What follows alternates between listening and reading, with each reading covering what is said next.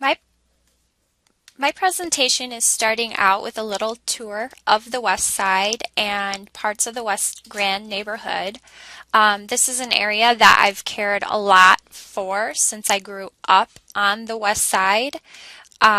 It's definitely been in my heart. I think anyone that grows up on the West Side has a special connection.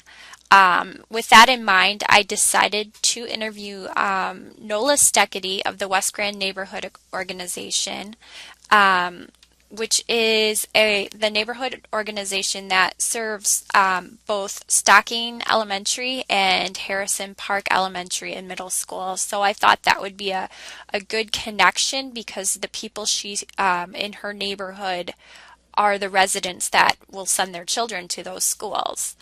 Um, and what I learned really most profoundly from Nola was that community engagement is the greatest gift that one can give. We talk about giving our time, giving money, but Nola really taught me that being a part of the neighborhood and connecting people is really what the West Grand neighborhood is all about.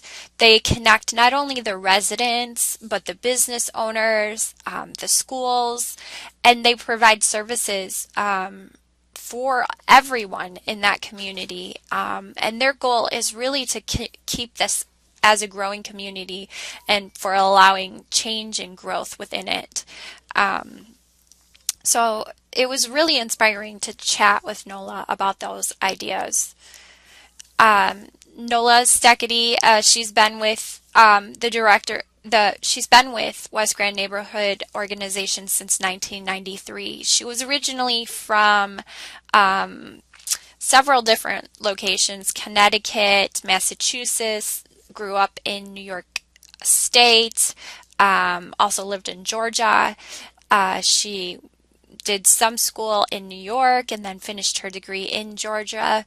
And then life had it, she found herself up here in Grand Rapids and decided that when she got here, she really wanted to make some changes within her life. One experience that really struck her as life-changing was the death of her father.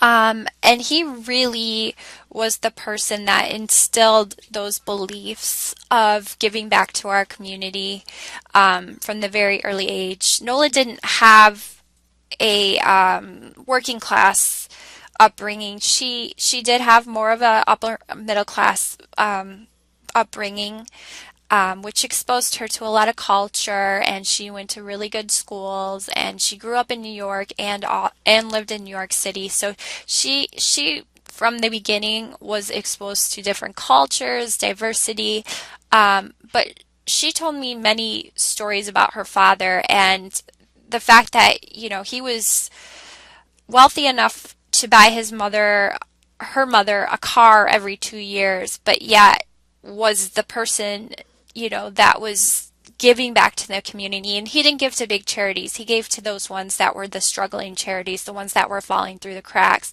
And she saw him do that. And that really gave her a calling in life.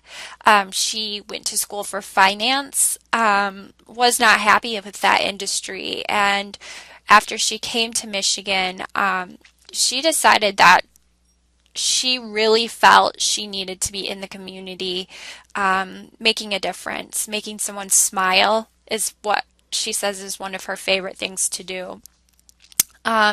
So Nola was the type of person that kind of spotted opportunities to help others. She was very, very strongly involved with the PTA in Georgia when she and her children lived in Georgia, up to the national level at one point. And then when she got to Grand Rapids, she got involved in some of the West Side programs that were going on at the time in the late 80s, early 90s. She got involved with the John Ball Zoo organization. She got involved with Weed and Seed.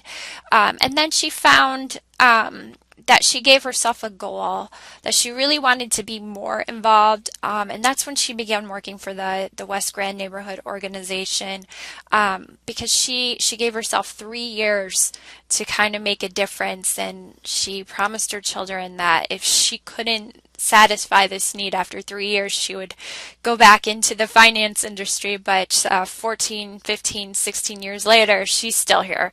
So she was quite an inspiration to learn about how helping others can be a satisfying part of life. One of the interesting things I found about the West Grand Neighborhood Organization, the WGNO, is that over 300 people volunteer for this organization. It's one of the largest organizations in the Grand Rapids area as far as neighborhood associations go. A lot of the people don't live there, but so many people have been touched either growing up on the west side or have family that grew up on the west side. There is this connection, this west side pride, this desire to keep this neighborhood going. And I think that's an important piece of why this organization and the whole revitalization of the neighborhood is happening right now. I asked Nola about the challenge, her connection with the Challenge Scholars, and really the connection she has is more with the families and the students, less with the schools.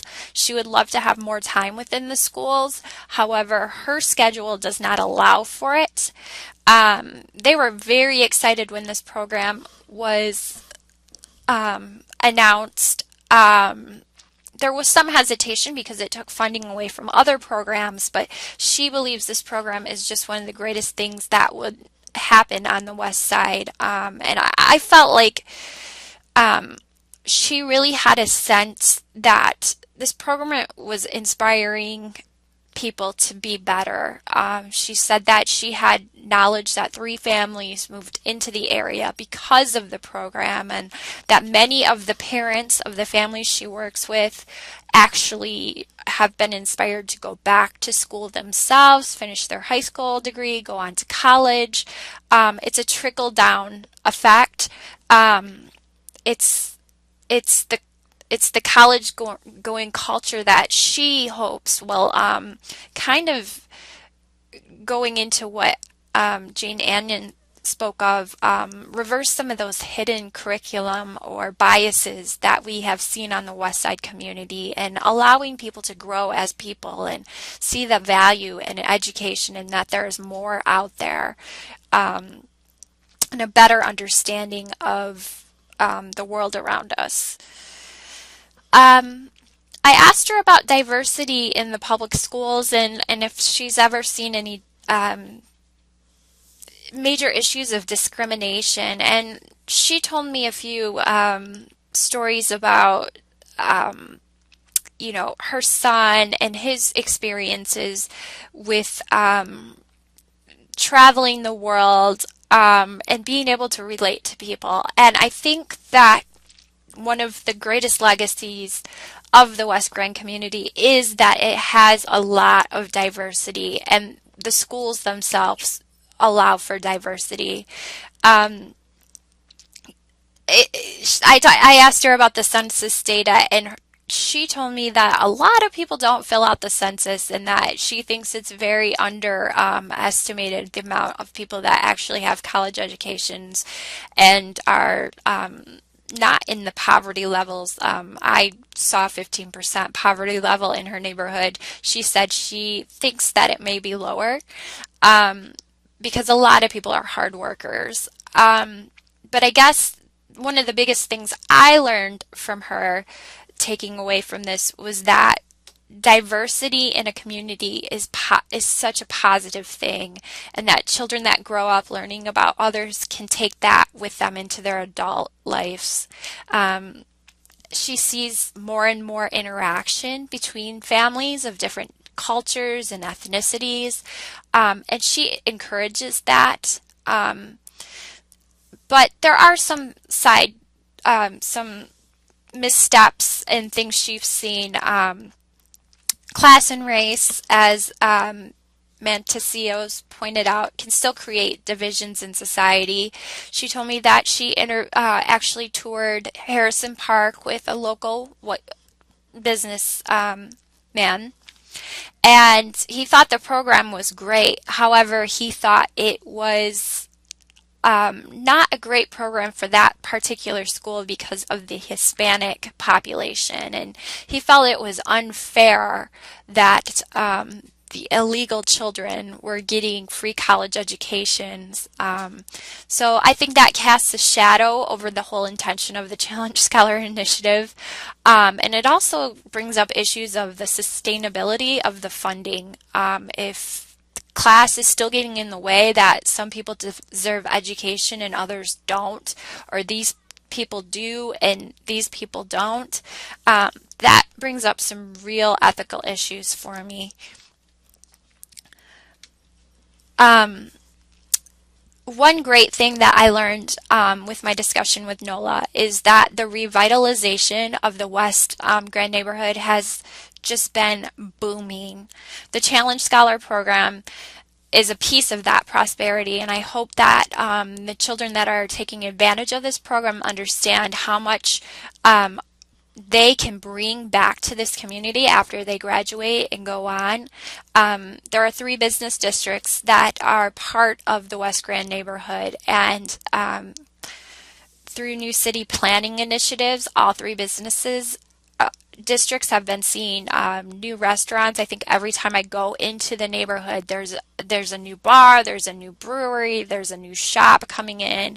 In addition, the business districts voted together to start allowing more tax dollars to be captured from their own businesses to continue to allow for more development. They're not taking away any funding from the local residents. They're helping to bring money back into this community. This is just a sense of the good things happening in this neighborhood, and I think the Challenge Scholar program has a big piece to this, because those kids that are going to grow up are going to start bringing those ideas back into that community and hopefully come back to the community.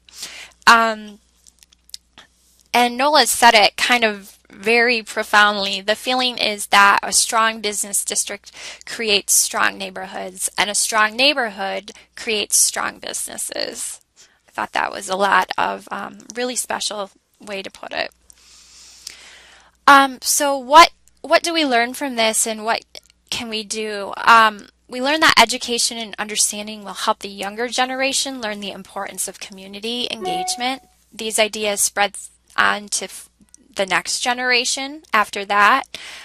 Initiatives like the Challenge Scholars give new generations opportunities and understanding of connection of community, and that there is a correlation between and a collaboration between businesses, residents, and neighborhood organizations. They need to work together to build a strong community. And with that in mind, I think the success of the Challenge Scholars will continue to bring other new opportunities to the neighborhood. Thank you.